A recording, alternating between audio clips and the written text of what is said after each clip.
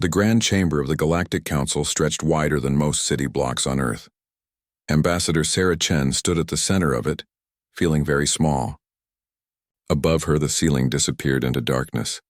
Around her, thousands of beings from across the galaxy watched from their floating platforms. The platforms moved slowly through the air, carrying delegates from hundreds of different worlds. Sarah had been Earth's representative for 5 years now. She had learned the complicated rules of council politics. She had made friends with delegates from peaceful worlds. She had argued for humanity's place among the stars. But today, all of that work was ending. The vote was happening now. On the massive screen above, numbers appeared next to each species symbol. Green meant yes, red meant no. The question was simple but terrible. Should humanity be banned from all contact with the galactic community? Sarah watched the numbers change. More green appeared. More species voted yes. Her heart sank lower with each new vote. The Valorians voted yes. The Kreth voted yes. The ancient Pelthari, who rarely voted on anything, voted yes. Even species that Sarah thought were friendly voted yes. When the final count appeared, the result was clear. Every single species had voted to ban humanity. Not one friend, not one ally, not one voice speaking up for Earth. Councillor Vexith of the Valorians spoke next. The Valorians were tall and elegant, with pale blue skin and flowing silver hair. They considered themselves the most civilized species in the galaxy. Vexith's voice was smooth and confident. The decision is made, Vexith announced. Humanity is too aggressive for peaceful coexistence. They are technologically primitive yet dangerously ambitious. They fight among themselves constantly. They consume resources at alarming rates. They refuse to accept their limitations. Sarah felt anger rise in her chest. She wanted to shout. She wanted to argue. But the rules were clear. The vote was done. She could only listen. A Kreth delegate spoke up from his platform. The Kreth looked like large insects with 6 legs and multiple eyes. They prided themselves on pure logic. "I must confess," the delegate said in his clicking voice, "I find this ban somewhat excessive. Yes, humans are primitive. Yes, they are troublesome, but dangerous. They can barely travel beyond their own solar system without our help. What harm can they really do?" Laughter rippled through the chamber. Other delegates agreed. The humans were annoying, yes, but dangerous. That seemed like too much. Some called the ban overkill. Others joked that humanity would barely notice being cut off. After all, what could a species that still used chemical rockets possibly accomplish? Vexith raised one elegant hand for silence. Nevertheless, the decision stands. All human colonies in council space must be evacuated within 1 standard year. All trade agreements are void. All technology exchanges are canceled. All diplomatic channels are closed. Humanity will be quarantined in their small corner of space. Sarah finally spoke. Her voice shook but stayed strong. "You're making a mistake. Humans are resilient. We adapt, we overcome. This ban won't stop us. It will only prove that we don't need you." More laughter followed her words. Vexith smiled, showing perfect white teeth. "Of course, Ambassador. We wish you well in your isolation.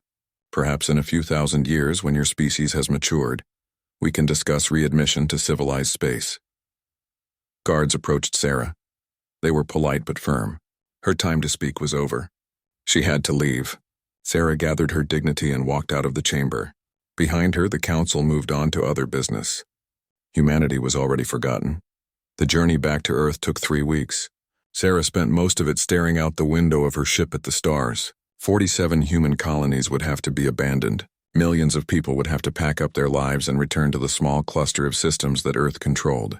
All the progress humanity had made in 50 years of galactic contact would be erased. When she finally arrived on Earth, the mood was dark. News of the ban had traveled faster than her ship. Protests filled the streets. Some people were angry. Others were afraid. Many felt betrayed by the galaxy they had worked so hard to join.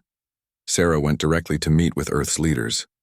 In a secure conference room, she faced the President, the Science Council, and military officials. They all wanted answers. They all wanted solutions, but Sarah had none to give. "They laughed at us," Sarah said quietly. "They think we're no threat. Just a primitive annoyance they can ignore." Dr. Marcus Webb, the chief science advisor, leaned forward.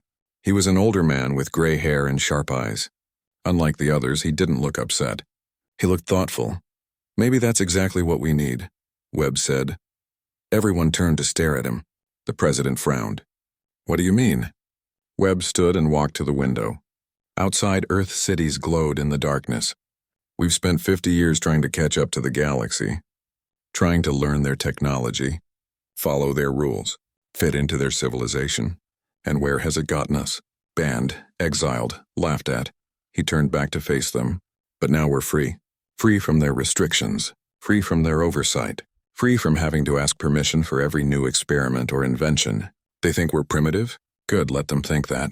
While they're not paying attention, we can do something they never expected. Do what? Sarah asked. Webb smiled. Something impossible. Something that will show the entire galaxy what humans can really do. Over the next few months, the evacuation began. Ships traveled back and forth, bringing humans home from the colonies. It was painful and expensive. But humanity worked together in ways they never had before. The ban had united them. At the same time, Webb assembled a team. The best scientists, the best engineers, the best thinkers humanity had. He called them together in a secret facility and presented his idea. At first they thought he was crazy. The project he described was impossible. It violated known physics. It required technology that wouldn't exist for thousands of years. But Webb showed them something. Hidden in the data they had collected from Council technology, he had found clues, hints at what was really possible. The Council had been hiding the truth about how far technology could go. They kept younger species primitive on purpose, controlling what knowledge they shared. They underestimate us, Webb told his team. They always have. They see us as children playing with toys, but humans have one advantage they don't understand. When you tell us something is impossible, we take it as a challenge. The team began to work. They called the project New Prometheus. In ancient human mythology, Prometheus had stolen fire from the gods and given it to humanity. This project would be humanity's fire, something that would change everything. As the last human colonies evacuated, strange energy readings appeared in human space. Council scouts detected them but paid little attention. Just primitive humans trying out new experiments. Nothing to worry about. The readings were dismissed in official reports.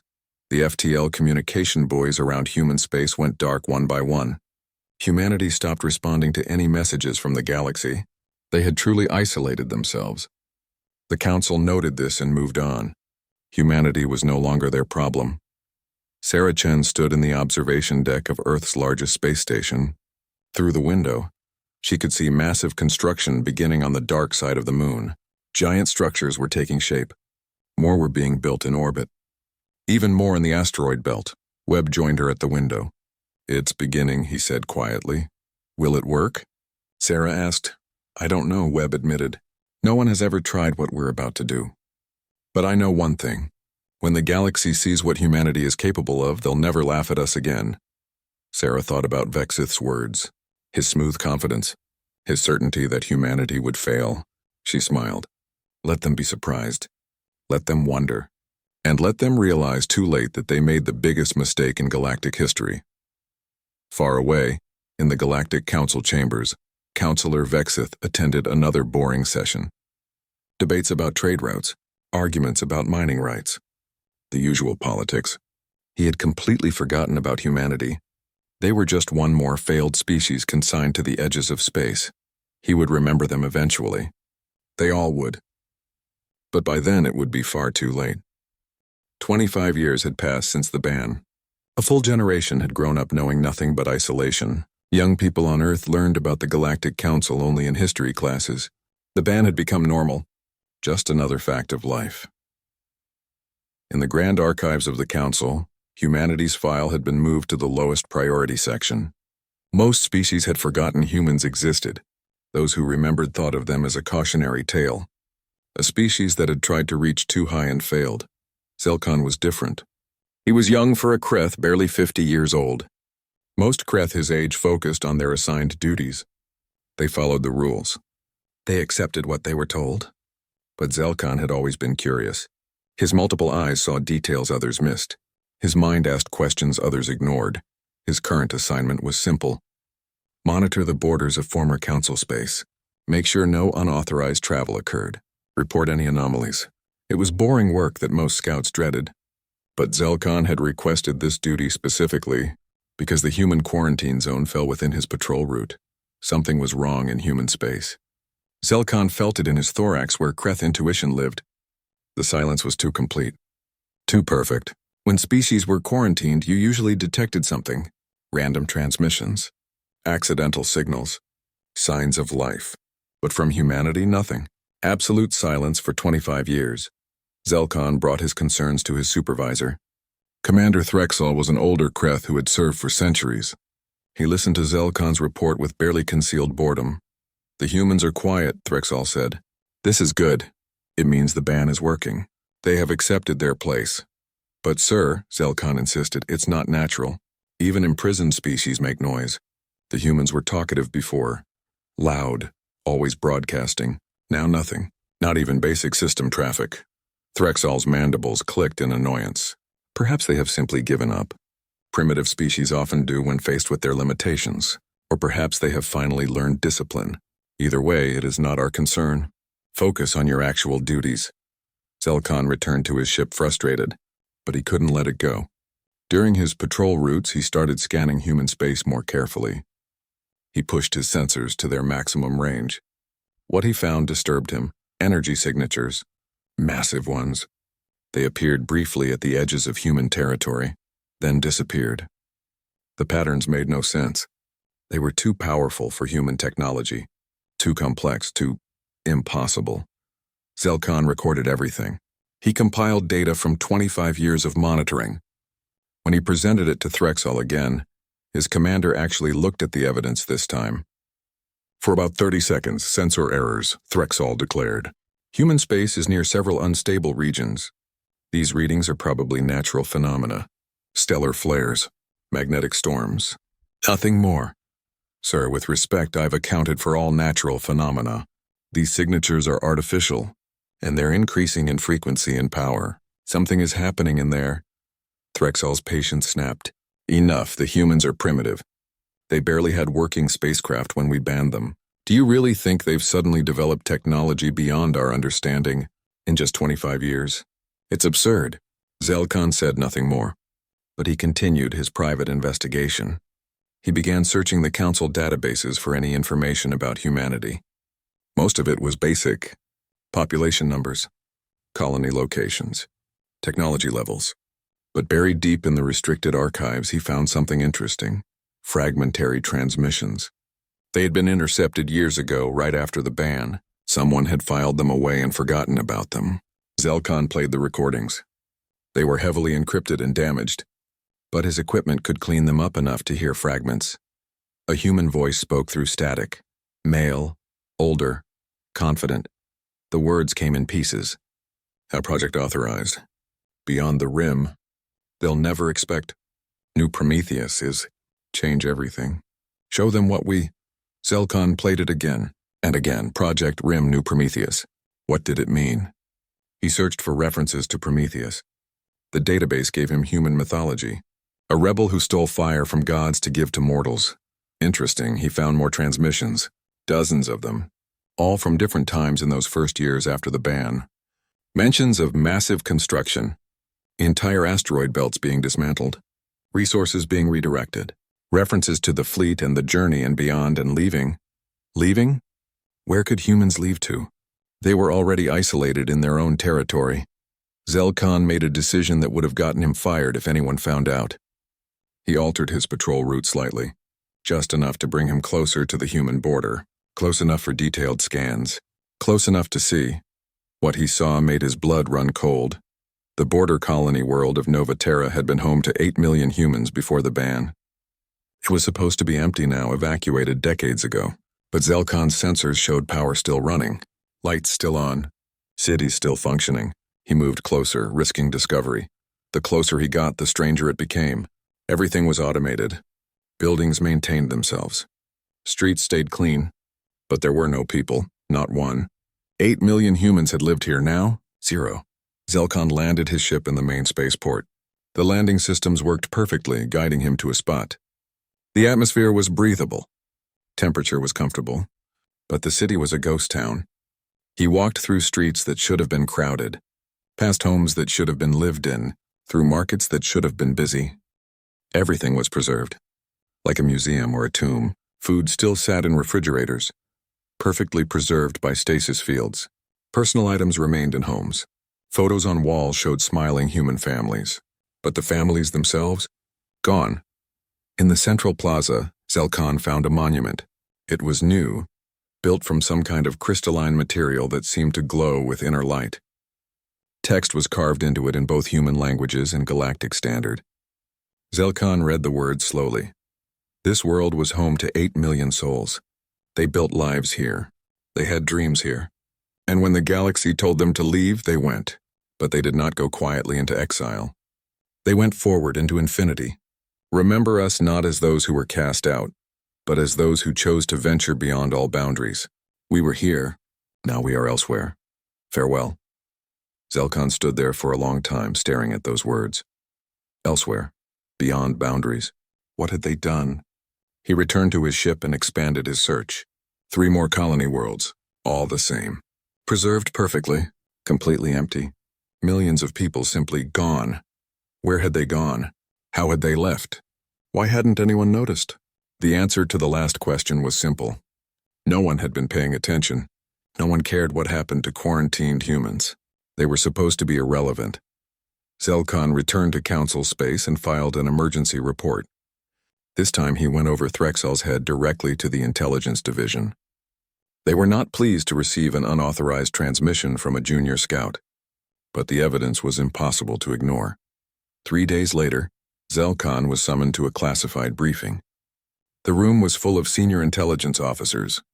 They looked at him with a mixture of annoyance and concern. Director Kreshitar, a massive Pelthari who had served for thousands of years, spoke first. Her voice was like grinding stones. Scout Zelkan, you have uncovered something we should have noticed years ago. We have confirmed your findings. 4 colony worlds completely evacuated. No distress signals. No requests for help, just empty. Director, where did they go? Zelkan asked. We don't know, but it's worse than empty colonies. We've detected something else. Stellar anomalies in human territory. 12 stars have vanished from our charts. Zelkan's antennae stood straight up in shock. Vanished? Stars don't just vanish. Precisely, Kreshitar said grimly.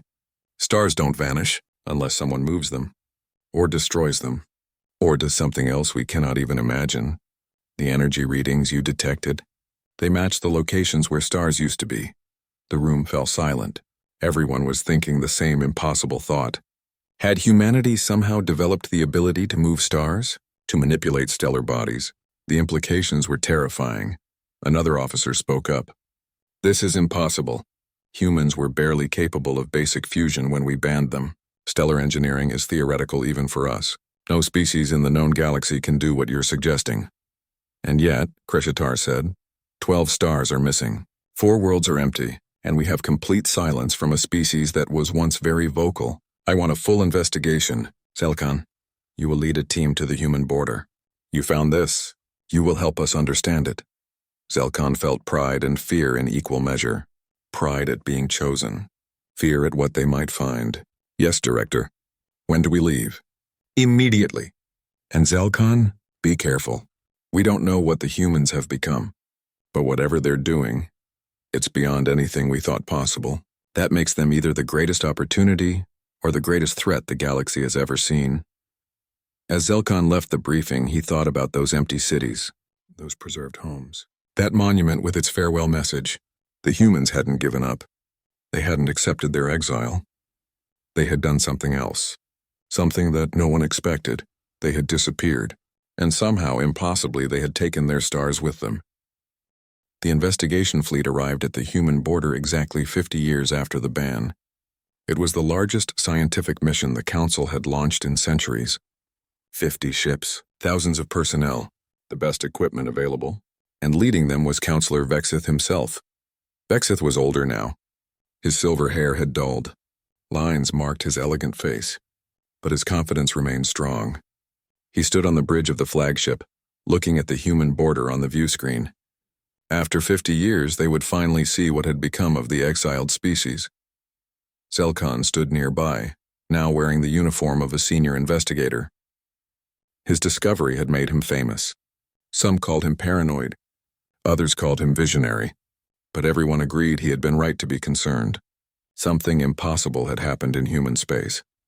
"Begin full spectrum scans," Vexith ordered. "I want to know everything about what happened here." The science officer's voice came through immediately, shaking with disbelief. "Sir, I'm reading massive spatial distortions throughout the region. Gravitational anomalies, energy signatures that don't match any known technology. And, sir, the stars. What about the stars?" Vexith asked, though he already knew. He had read the reports. 12 systems are completely gone, not destroyed. Gone, like they were never there. But the space where they were is wrong. Folded somehow. The fabric of reality has been manipulated on a scale I've never seen. Vexith felt a chill. He had dismissed humanity as primitive, laughed at them, forgotten about them. But they had done something that even the Council's greatest minds said was impossible. They had moved stars. "Take us to the nearest colony world," Vexith commanded. "I want to see what's left." The fleet moved toward Novaterra. The world appeared on their screens, green and blue and beautiful. Clouds swirled in familiar patterns. Oceans sparkled in sunlight. Cities glowed below. It looked normal. Lived in, active. But the closer they got, the clearer the truth became. Those cities were empty. The lights were automated. The atmosphere was maintained by machines. Not a single biological signature registered on their sensors. 8 million people had lived here once. Now, nothing but silence and systems running on their own. Vexith led a landing party down to the surface. Zelkan accompanied him, along with a security team and scientific specialists. They landed in the main plaza where Zelkan had found the monument years ago. It still stood there, glowing softly. Vexith read the inscription. His face grew pale as he understood the words. "They left," he whispered. "They didn't die. They didn't fail. They left." "Sir," one of the scientists called out, "I'm detecting a signal. Automated broadcast on multiple frequencies. It's been playing on repeat for decades." "Play it," Vexith said. A holographic image appeared above the monument. It showed an elderly human man with gray hair and sharp, intelligent eyes. He looked tired but satisfied, like someone who had completed a lifetime of work. When he spoke, his voice was clear and strong. "My name is Dr. Marcus Webb. I was Chief Science Advisor for Earth when the Galactic Council banned us. I helped design what you see before you, or rather what you don't see, because we're gone." Webb smiled in the recording. "You wanted us isolated. You wanted us contained. You thought we would fail, give up, maybe die off quietly. But you underestimated something fundamental about humanity. We don't accept limitations. When you tell us something is impossible, we hear it as a challenge. So we took your ban as an opportunity to pursue research you would never have allowed, to push boundaries you would have forbidden, to achieve what you said couldn't be done. And we succeeded beyond even our own hopes." Webb's expression turned serious. "What you're seeing now are the abandoned shells of our old colonies. We've preserved them as monuments, evidence of what once was. But the people, all 40 billion of us, we're somewhere you'll never find us, because we didn't just leave Council space. We left the galaxy itself." Vexith felt his legs weaken. Left the galaxy? That was impossible. The distances between galaxies were too vast. The void too empty. No species had ever attempted such a journey. It would take millions of years, Webb continued. In 50 years of isolation, we achieved something remarkable. We solved stellar engineering. We learned to manipulate the fabric of space-time itself. We built ships unlike anything you've ever imagined. Not ships, really. Mobile habitats, each one the size of a moon. Each one powered by a captive star that we can move and control. 15,000 such habitats now carry all of humanity. Our entire species. Our entire civilization. Everything we've built, learned, and created. We're taking it all with us. To a new galaxy. A fresh start. Where no one will ever ban us again. Images appeared behind Webb. Massive structures floating in space. They were beautiful and terrible. Each one held complete ecosystems. Cities. Forests. Oceans. Millions of people living inside shells that contained their own suns. The fleet looked like a river of light streaming through space. Our destination is Andromeda, Webb said.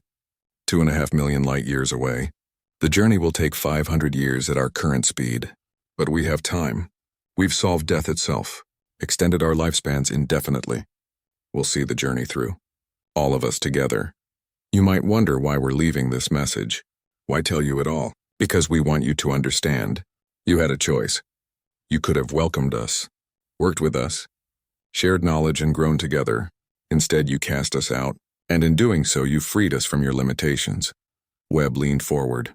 You saw our violence and called us dangerous. But we made peace among ourselves.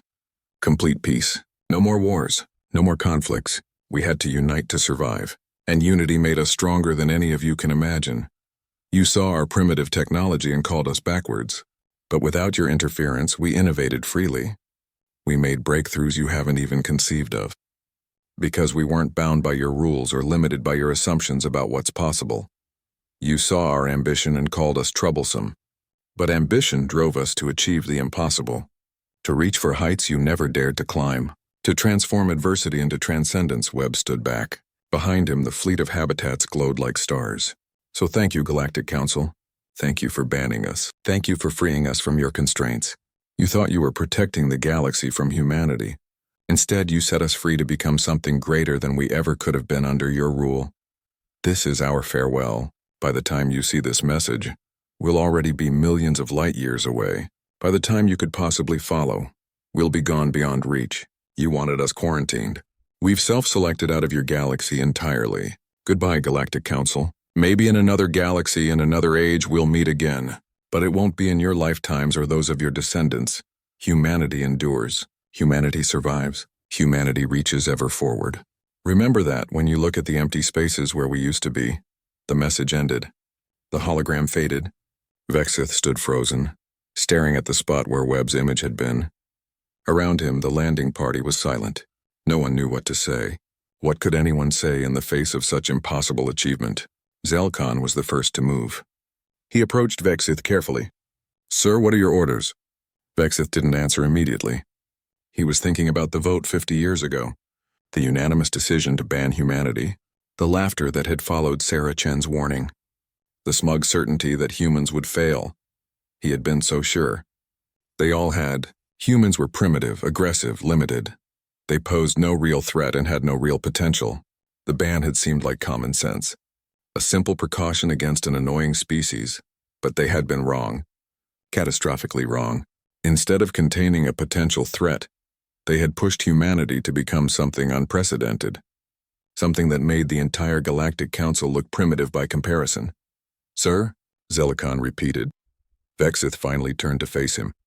We search every world, document everything, collect all data we can find. We need to understand how they did this. The technology they developed, the methods they used, everything. And then? Zelkon asked. Then, Vexith said quietly, we return to the Council and tell them what we found. That humanity didn't fail. They didn't give up. They transcended. They achieved something we thought impossible. And we drove them to it by treating them as lesser beings. He looked up at the sky where countless stars glittered. Somewhere out there, far beyond the reach of Council sensors, humanity was traveling between galaxies, doing something no species had ever done, because they had been told they couldn't. We ridiculed them, Vexith said. We banned them. We laughed at them. And they responded by showing us exactly what humanity could do when pushed to their limits. They showed us what we really should have been afraid of all along. Not their violence or their primitiveness. Their potential. Their refusal to accept defeat. Their absolute determination to prove everyone wrong. Zelkon nodded slowly. Should we try to follow them? Vexith laughed bitterly. With what? We don't have their technology. We don't understand their methods. We can't even comprehend how they move stars, let alone replicate it. No, Zelkon. We cannot follow them. We can only watch them go and realize what we lost. He turned back to the monument one last time. The greatest minds our civilization could have partnered with. The boldest spirits we could have learned from. The most ambitious species we could have grown alongside. And we cast them out because we were afraid of what they might become. Now they've become something far greater than we imagined. And they've left us behind. The departure day had come and gone like a whisper in the darkness of space.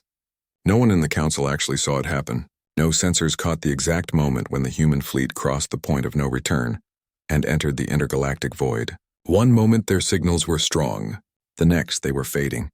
And then they were gone beyond the edge of what most species considered possible space. But they left something behind. Not just empty cities and silent colonies. Not just monuments and messages. They left their entire knowledge base. Every secret of stellar engineering. Every breakthrough in physics and energy manipulation. Every method they had used to achieve the impossible. The galaxy changed almost immediately. Not because of unity, not because species suddenly learned to work together, but because everyone tried to claim the human legacy for themselves. Wars broke out over access to the data. Political alliances shattered. The council itself fractured into competing factions. Some species tried to follow humanity. They built ships based on human designs. They attempted to recreate stellar engineering. A few even succeeded in small ways, moving asteroids or capturing comets, but none could match what humanity had done. The technology was there. The knowledge was complete. But something else was missing. That spark, that unity, that absolute determination that had driven 40 billion humans to work as one. 20 years after humanity's departure, a Valorian expedition tried to follow the human path. They built 3 massive ships, nowhere near the size of human habitats, but impressive nonetheless. They announced their intention to reach Andromeda and find humanity, to learn from them. To prove that other species could achieve what humans had, the expedition failed 3 months into the journey.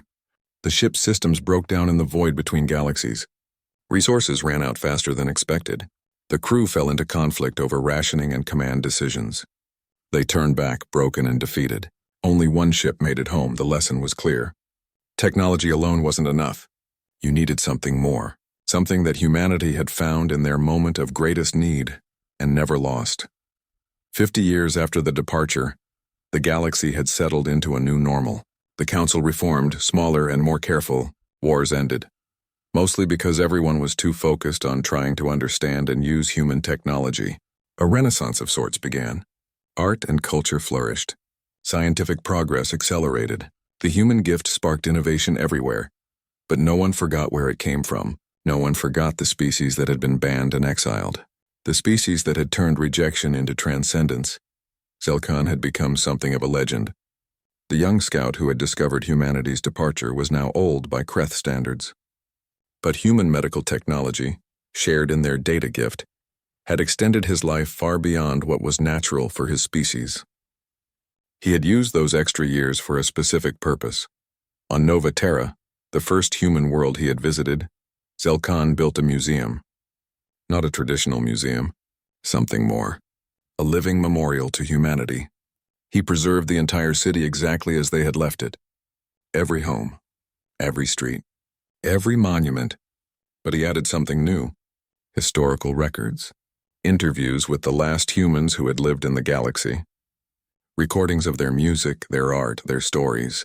The museum became a pilgrimage site. Young people from across the galaxy came to see what humanity had left behind. To walk through ghost cities and imagine the people who had built them. To stand before monuments and read farewell messages. To understand what had been lost when the council chose fear over friendship. 100 years after the ban, Zelkan gave his final tour. He was very old now, even with extended life. His exoskeleton had whitened. His movements were slow, but his mind remained sharp. And he remembered everything. A group of young students from multiple species had come to learn. They were 2nd or 3rd generation after the Exodus. Humanity was ancient history to them, a story from their parents' or grandparents' time. But they were curious. Everyone was curious about the species that had walked away from an entire galaxy. Zelkan led them through the preserved city. He showed them homes where families had lived, schools where children had learned, parks where people had relaxed, all empty now, all silent, but somehow still alive with the memory of what had been. A young Valorian girl, no more than 20 years old, asked the question they all wanted to know. Were they real? Were humans really as special as the stories say, or are they just legends now? Zelkan stopped walking. He turned to face the students. His compound eyes, dimmed with age, still held fire when he spoke about humanity. Oh yes, he said. They were real. More real than you can imagine. I met some of them. Before they left, I spoke with their scientists, their engineers, their leaders. And I can tell you they were not legends. They were people, flawed, imperfect, sometimes difficult, but also brilliant, determined, unstoppable. He gestured to the empty city around them. This was their home. They built it with their own hands. They filled it with life and love and hope. And when they were told to leave, when the galaxy rejected them, they didn't just give up. They didn't just fade away. They did something no one thought possible. They proved that being banned from the stars doesn't mean you stop reaching for them. It means you reach farther, higher, beyond anyone's expectations or limitations. They took the worst moment of their history and transformed it into the greatest achievement any species has ever accomplished. Another student, a Kreth like Zelkan, spoke up. Do you think they made it? To Andromeda? It's been 100 years. They should be halfway there by now. Zelkan smiled, a gesture his species had learned from humans. More than halfway, come. Let me show you something. He led them to his research station at the edge of the city. Inside was the most powerful telescope the museum could afford. It was pointed permanently at one specific region of space, the direction humanity had gone. Look, Zelkan said, gesturing to the display screen. The students crowded around. The image showed the vast darkness between galaxies. But there, faint but unmistakable, was a line of light. Tiny points scattered across the void. Signals. Beacons. Human transmissions still reaching back across the emptiness. They're still broadcasting, Zelkan explained. Every week like clockwork. Simple messages. Humanity endures. Humanity survives. Humanity continues forward. They want us to know they're still out there. Still traveling, still achieving the impossible. He pulled up more data. According to their signals, they're 60% of the way to Andromeda now. Their speed has actually increased. They've made improvements to their drives, optimized their systems. In another 200 years, they'll arrive, and then they'll begin building a new civilization in a new galaxy, one that we'll never see in our lifetimes. The Valorian girl looked sad. Will we ever see them again? Will anyone from our galaxy ever meet them? Zelkan was quiet for a moment. I don't know. Maybe. If we can learn from their gift. If we can achieve the unity they found. If we can grow as much as they forced themselves to grow. Maybe in 1,000,000 years, when our descendants have learned what they already knew, we might meet them again in Andromeda, but they're not waiting for us. They're not looking back. They've already moved on to something greater. And all we can do is remember them, learn from them, and try to become worthy of the gift they left behind. As the students left the museum that day, they were changed. They had walked through the ghost of humanity and felt the weight of what had been lost. More importantly, they understood what had been gained. Humanity's exile had freed them to become something unprecedented, something that inspired and humbled every species that learned their story. Zelkan stayed behind in his museum. He often did now, surrounded by the memory of a species he had barely known but never forgot. He thought about his long life, about the day he had first detected those strange energy readings, about the empty cities he had discovered, about the message from Dr. Webb, about Sarah Chen's final farewell. He had dedicated his life to preserving humanity's memory, making sure no one forgot what they had achieved, and more importantly, making sure no one forgot why they had to achieve it. The ban, the ridicule, the dismissal. Those were just as important as the Exodus itself, because they explained how humanity found the strength to do the impossible. That night, Zelkan stood alone in the central plaza, looking at the monument humanity had left behind. The stars above shone bright and clear. Somewhere among them, beyond them, across impossible distances, humanity was still traveling, still building, still reaching forward. He spoke to the empty city around him, to the memory of the people who had once lived here. You did it. You really did it. You proved that exile isn't the end. It's just a new beginning. You showed the entire galaxy what determination looks like, what unity can achieve, what humans are really capable of when pushed to their limits. And you were right. The ban was the best thing that ever happened to humanity. It freed you from our limitations, our fears, our short-sighted policies. It let you become something greater than we ever allowed, something greater than we can even understand. A new signal came through his personal communicator, the weekly broadcast from the human fleet. Zelkan listened to it with the same attention he gave every single transmission. The message was simple, always the same, but it never got old. This is the human Exodus fleet.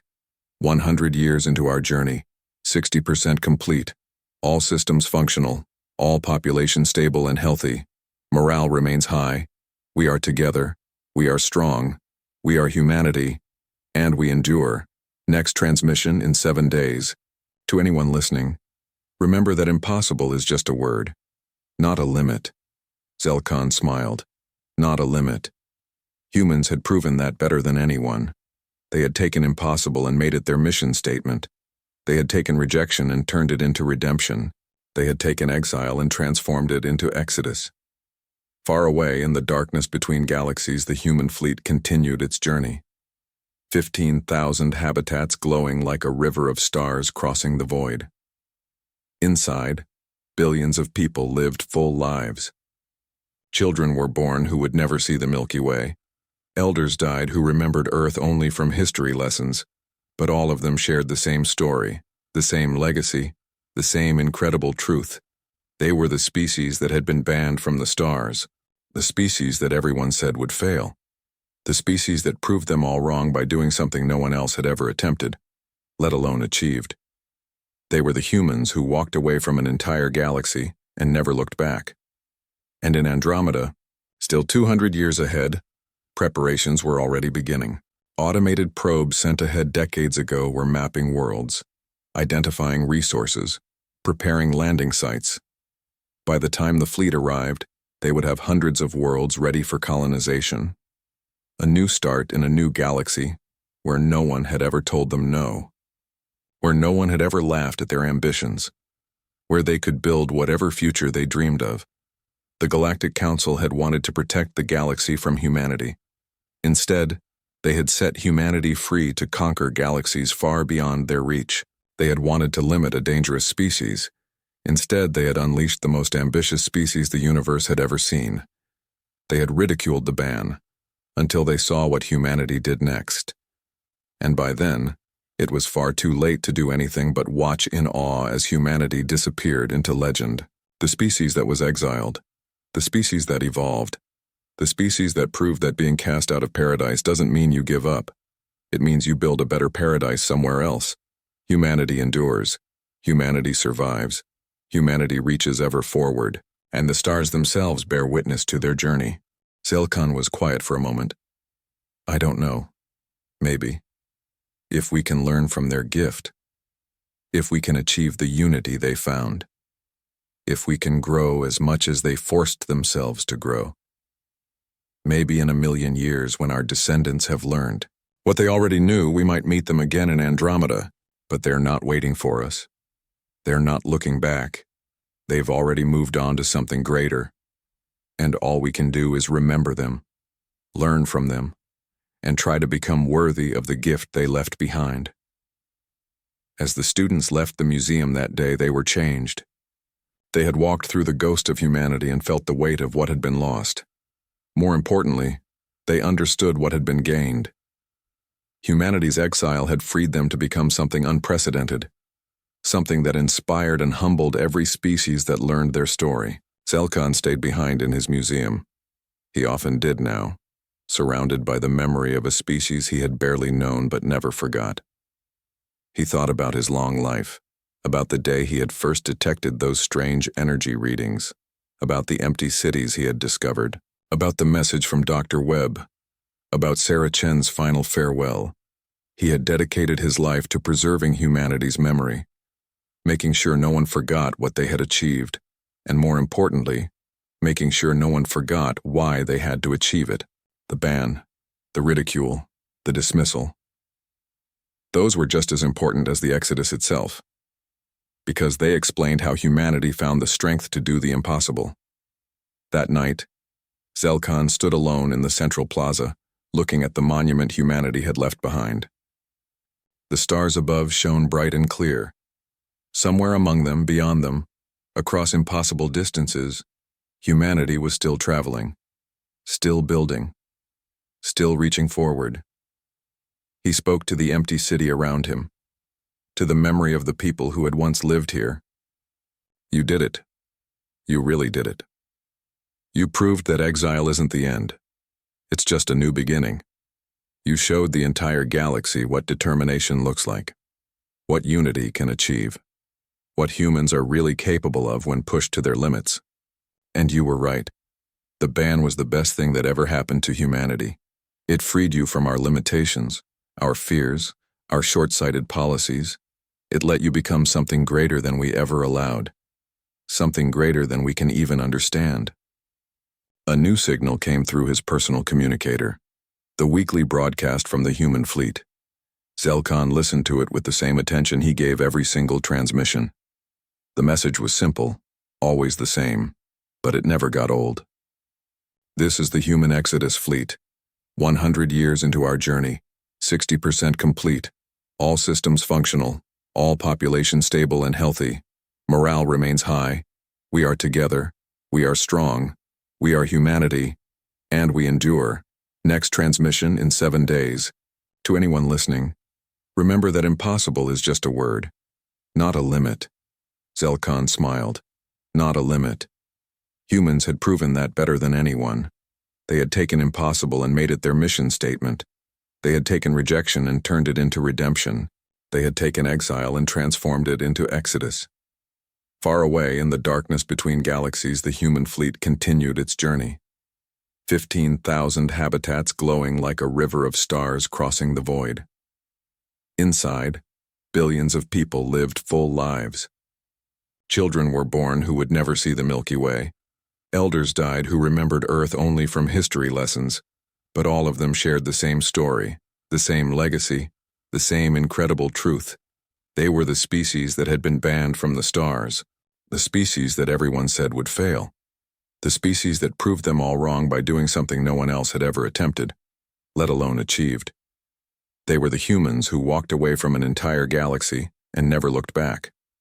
And in Andromeda, still 200 years ahead, preparations were already beginning. Automated probes sent ahead decades ago were mapping worlds, identifying resources, preparing landing sites. By the time the fleet arrived, they would have hundreds of worlds ready for colonization. A new start in a new galaxy where no one had ever told them no, where no one had ever laughed at their ambitions, where they could build whatever future they dreamed of. The Galactic Council had wanted to protect the galaxy from humanity. Instead, they had set humanity free to conquer galaxies far beyond their reach. They had wanted to limit a dangerous species. Instead, they had unleashed the most ambitious species the universe had ever seen. They had ridiculed the ban, until they saw what humanity did next. And by then, it was far too late to do anything but watch in awe as humanity disappeared into legend. The species that was exiled, the species that evolved, the species that proved that being cast out of paradise doesn't mean you give up. It means you build a better paradise somewhere else. Humanity endures. Humanity survives. Humanity reaches ever forward, and the stars themselves bear witness to their journey.